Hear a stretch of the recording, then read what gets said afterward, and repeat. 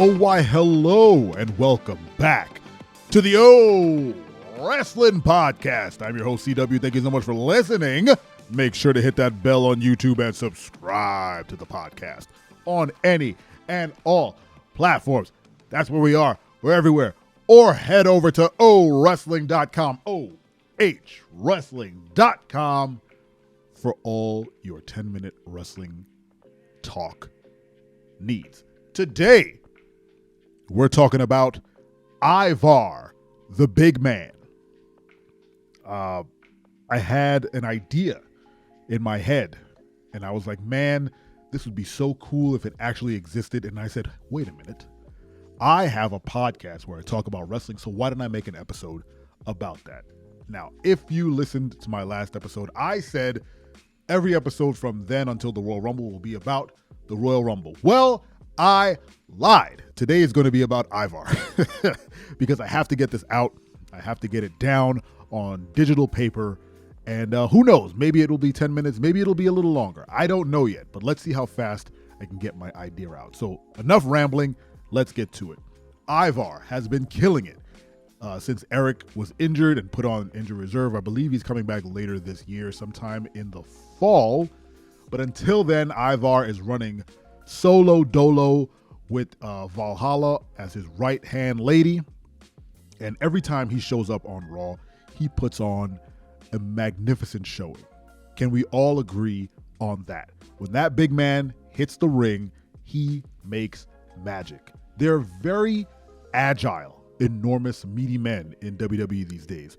Bronson Reed, Otis, Ivar, they all have incredible, prowess and strength, but they also make like crazy moves. And Ivar in particular does some of the best moves. This past Raw, he wrestled Otis, and he did a springboard off the second rope to Otis. Otis caught him in midair and then slammed him. It was a magnificent showing, and it actually kind of sparked this idea I had. So I do not like the name Viking Raiders. I don't like the gimmick either, because I am all about kayfabe. I'm all about suspension of disbelief. But there's something about Vikings that doesn't sit well with me. Now, if you've listened to any of the episodes, you know I'm an Undertaker fan or a Kane fan.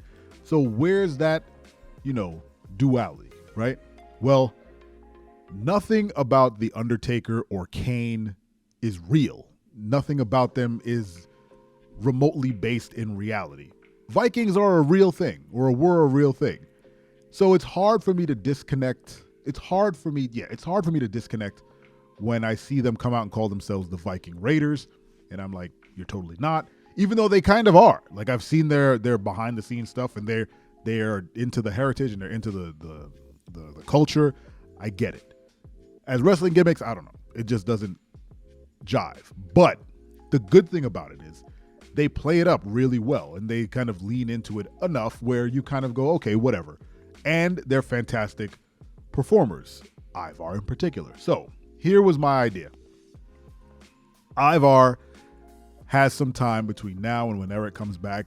He has great momentum, and they have to kind of capitalize on this momentum.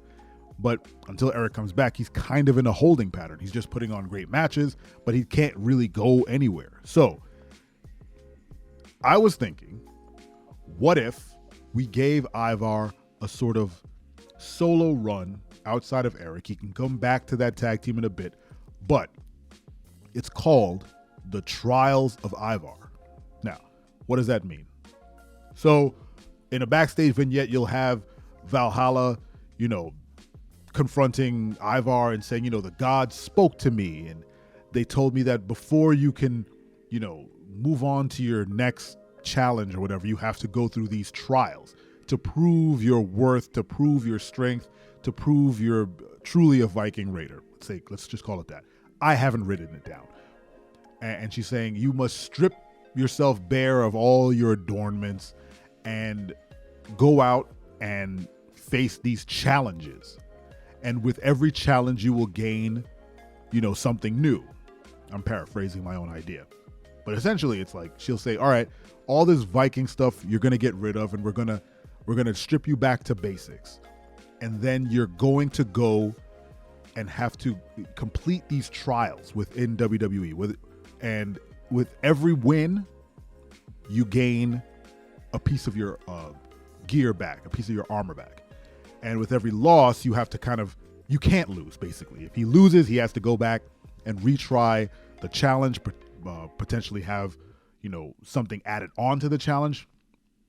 But the core of the idea is strip him down to what is essentially, what motivates a Viking, right? It's to pillage, it's to beat down his enemies, to claim areas, right? And for him, it's something less Viking-y and more along the lines of The Witcher. And we kind of move him into this monster hunter kind of thing, where he's going after the biggest, the baddest dudes on the roster to prove his strength, to prove his worth, to prove he's not afraid of something, right? Like, so shove him in a cage and have him fight Braun Strowman, or put him in a ladder match against Bronson Reed, and have these, 6 or 9 or 12 trials that he has to go through.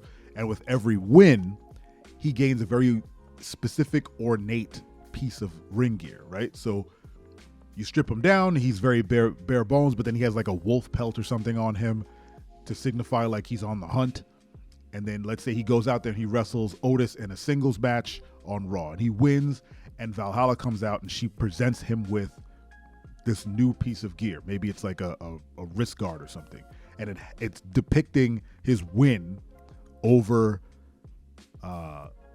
Otis. Maybe it's like an O or the word Otis written in whatever Viking language is. I'm not sure what it is. But have it, say Otis, and then have it crossed out, right? Something to signify a win. And then let's say he's then scheduled to wrestle Bronson Reed again, and he loses. Then you can start building the story where he's constantly trying to improve himself to get back to Bronson Reed, to defeat him so that he can continue on this trials, right? So basically we're building Ivar a storyline outside of like Championship Gold or something personal that fans can get behind, something that Ivar can get behind, and you can follow the ups and downs of his trials. So it becomes this constant thing where every, pay-per-view, maybe he has his trials match, right? And it could be, like I said, it could be a ladder match against someone like Kofi Kingston, right? And he's challenging, maybe he begins challenging wrestlers to their best match, right? And he needs to defeat them to not only get his ring gear back, but prove himself to the Viking gods. And this goes on for, quite a while, however long it takes for him to kind of establish himself in the eyes of the gods. And as the fans follow along, and as people get more invested, they see him change. They see his ring gear change. They see his demeanor change, his strength, maybe his moveset morphs from the first time he does it to the last time. With every loss, he like changes a move, or he changes the way he does certain things, or maybe he becomes more cat-like, or I'm just making crap up at this point, but he begins to improve himself and become a better, not necessarily he's already a fantastic wrestler, but he becomes, a more refined version of Ivar. Maybe he gets a name change where he's like Ivar the Cold, and he comes out, he can keep the kind of Viking gimmick, but then maybe there's like Frost that comes out, and because he's become this cold hunter of men, right? And as he goes through these trials and he gets bigger and better, stronger, and he finishes the trials, and Valhalla presents him with the final piece of ring gear. Maybe it's like a headdress or something, and he's like, you finally completed your trials, and now it is time for you to plunder.